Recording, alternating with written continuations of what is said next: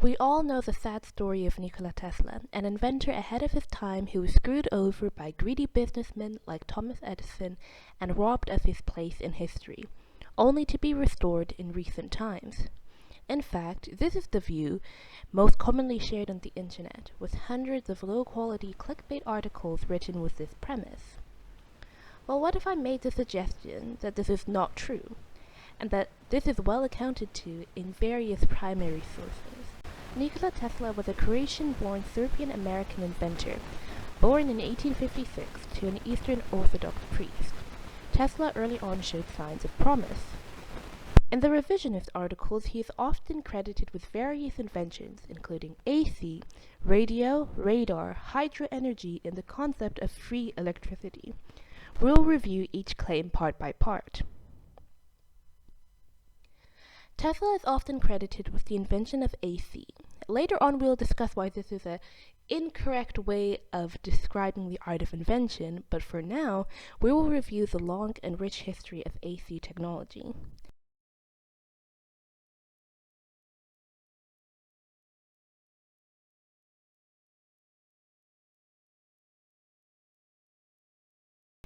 In 1831, Michael Faraday, an English scientist, discovered that changes in a magnetic field could induce an electromotive current known as electromagnetic induction.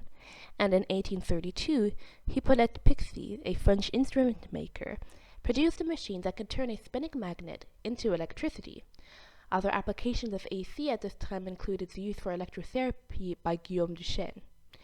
And in 1884, early pioneer Zipanowski, Blasi, and Derry applied for a joint patent for ZBD transformers. And in 1885, Galileo Ferraris demonstrated a model of single-phase induction motor. It was in 1887 that Tesla introduced his two-phase induction motor, though he claimed, without sufficient proof, that he had actually invented it earlier in 1882.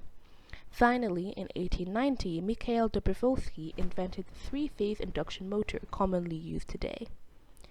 A commonly held belief is that Ferraris had stolen his idea from Tesla, but Tesla not only never said that, but said, quote, "By one of the most curious coincidences, however, Professor Ferraris not only came independently to the same theoretical results, but in a manner identical almost to the smallest detail. Far from being disappointed at being prevented from calling the discovery of the principle exclusively my own, I have been excessively pleased to see my views, which I had formed and carried out long before, confirmed by this eminent man, to whom I consider myself happy to be related in spirit, and toward whom, ever since the knowledge of the facts has reached me, I have entertained feelings of the most sincere sympathy and esteem." End of quote. What is interesting to note is that before 1887, when Tesla debuted his two-phase induction motor, his future employer George Westinghouse worked with William Stanley to patent an induction motor in 1886, a year before Tesla's debut. As we can see, Tesla did indeed invent an AC induction motor, but he was building on the works of his predecessors. His AC motor was merely an improved version of a concept that other inventors were already experimenting with. That kind of reminds me of someone. Anyhow, moving onwards, closely related to the previous invention, the Tesla coil is probably his most famous invention. The Tesla coil is an electrical resonant transformer circuit invented by Tesla in 1891. Tesla revisionists often cite this as an example of how unique and inventive he was, and other ideas had never been explored before. But just like with the AC motors, other inventors had already made similar inventions before. In fact, during Tesla's experiments to invent a wireless lighting system, he used a Ruhmkorff coil. He tweaked the Ruhmkorff coil to better work with his experiment, becoming the Tesla coil. But even then, he was not the first to invent a circuit coil similar to this. American inventors Henry Rowland and Elihu Thomson both built and experimented on transformer circuits similar to Tesla's in 1889 and 1890, respectively. What Tesla did different was that he found a practical use for the circuit and patented it. He made a commercial product. Another conspiracy theory almost that has gained traction is as proof of Tesla being removed from history by greedy businessmen is radio. This is mostly a misunderstanding of the Supreme Court ruling Marconi Wireless Tel.co versus United States. The suit was brought on by the Marconi Company to recover damages for infringement of 4 patents. And the case at large was a financial compensation case and did not seek to find who invented radio. In fact, the court did not even seek to remove Marconi's original patent. Quote, Marconi's reputation as the man who first achieved successful radio transmission rests on his original patent, which became reissue number 11,913, and which is not here in question. End of quote. The court ruled that just because Marconi had patent reissue number 11,913 did not mean that he had the right to infringe on other patents, the patents of John Stone, Oliver Lodge, and Nikola Tesla. Quote, as a result of such a study, we are forced to conclude, without undertaking to determine whether Stone's patent involved invention, that the Court of Claims was right in deciding that Stone anticipated Marconi, and that Marconi's patent did not disclose invention over Stone. End quote. We can clearly see here that the Supreme Court did not declare Tesla as the inventor of the radio. Another radio-related conspiracy theory is that Tesla invented radar. Another case of pretty hilarious misunderstanding. So, in 1886, German physicist Heinrich Hertz showed radio waves could be reflected from solid objects, and in 1895, Russian physicist Alexander Popov developed an apparatus for detecting lightning, and later in 1897 noted the phenomenon of inference beat could be used to detect objects. A bit later, in 1904, German inventor Christian Hülsmeyer was the first person to use radio waves to detect objects. He demonstrated the feasibility of detecting ships in fog, and he obtained a German and British patent for this invention. It was 10 years later that British pioneer Robert Watson Watts used radio technology to provide advance warning for airmen. Only after these major incidents in radar history did Nikola Tesla propose using radar waves for detection. In an interview with the electrical experimenter, he suggested using radio waves to detect submarines, but the British and American militaries rejected these ideas in favor for sonar, which is better at detecting submarines. Nowhere in the history of radar could Tesla be considered the inventor. Another theory or claim is that Tesla invented hydropower, or hydroelectricity.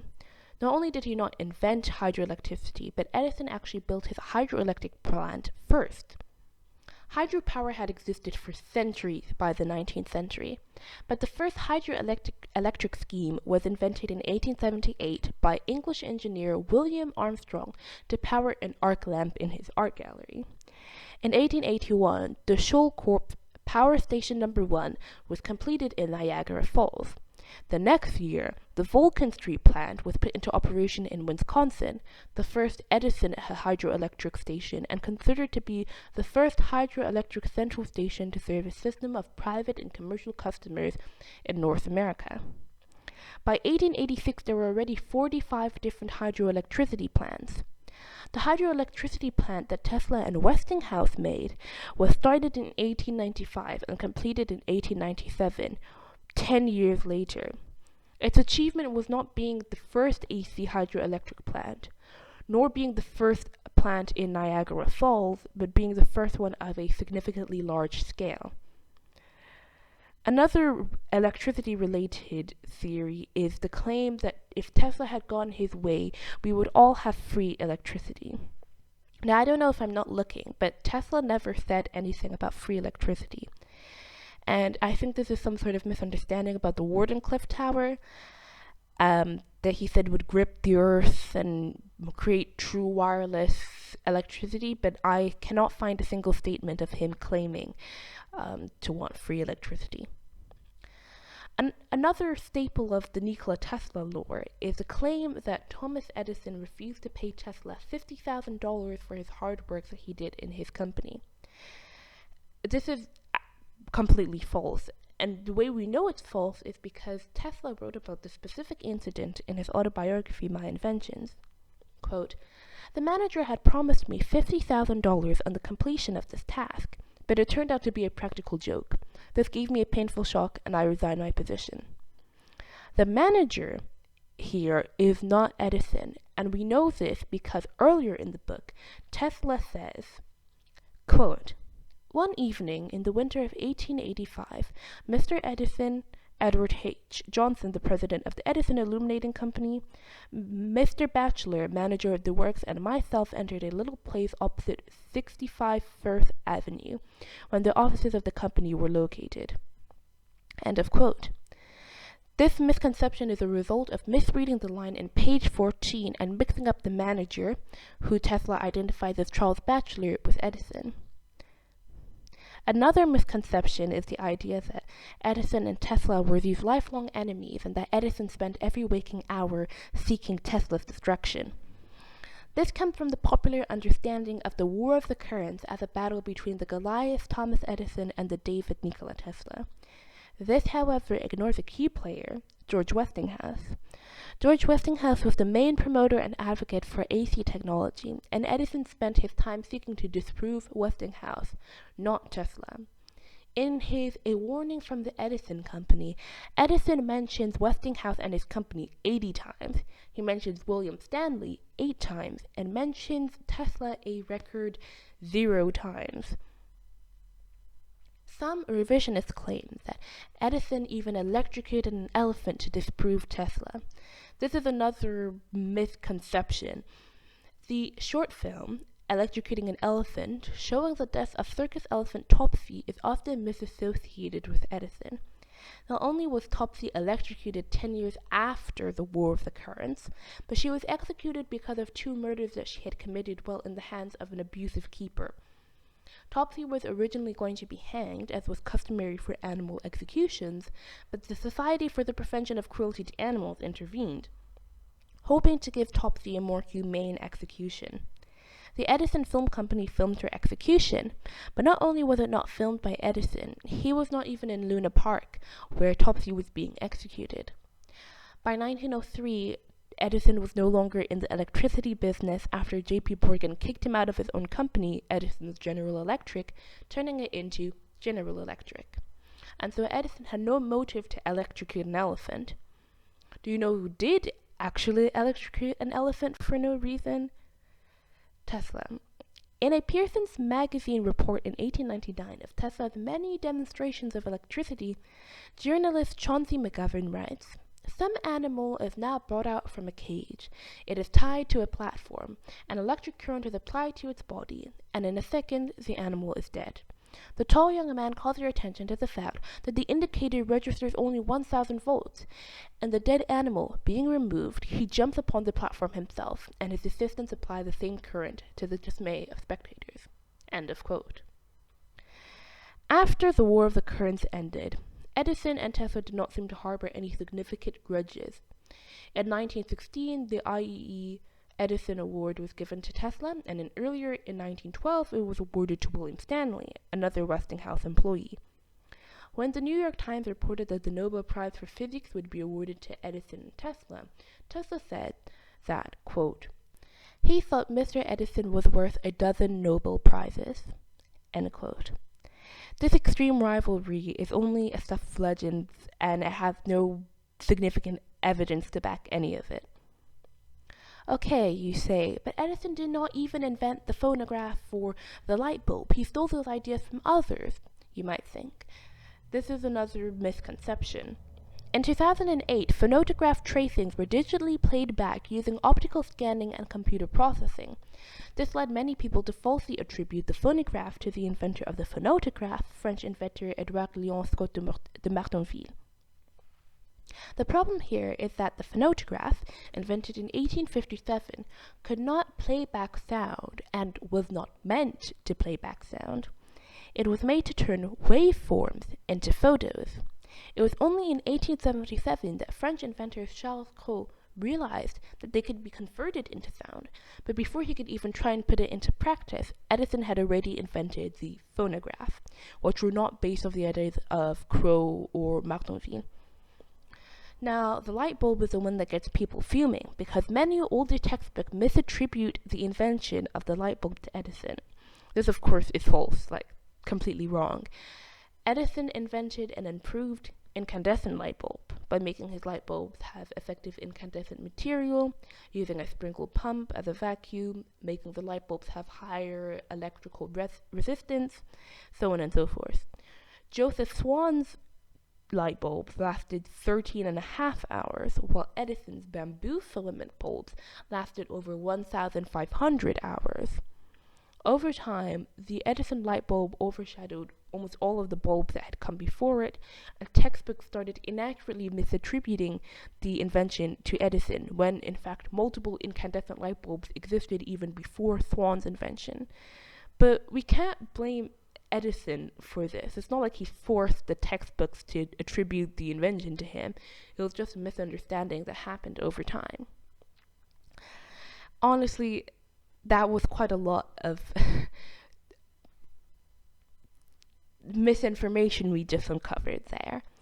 And I know for a lot of people, they might be feeling disappointed about the fact that their idea of Tesla as a lone inventor, changing the world all by himself, isn't true. And these people aren't alone.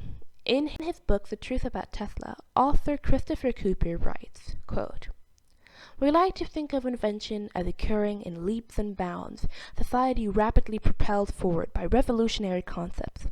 This history is clean, if simplistic. It is nothing like the history we live, where a technological process is wrought in painstakingly small increments." End quote. Nikola Tesla was no doubt a great inventor, and certainly a man who had a grand vision for the future. But the romanticized image of Tesla as a man who could do it all by himself, who could skip the slow and tedious process of invention, is misleading. Inventions are built on the inventions before it. It's a tower that every inventor lays a brick on. The lone inventor myth is a disservice to the hard work of many men and women, and a disservice to the art of invention. It sort of reminds me of the Isaac Newton quote that says, quote, "If I have seen further, it is by standing on the shoulders of giants." And I think that's a great and apt way to describe most inventors, standing on the shoulders of giants, of multiple inventors. And that's all I have to say.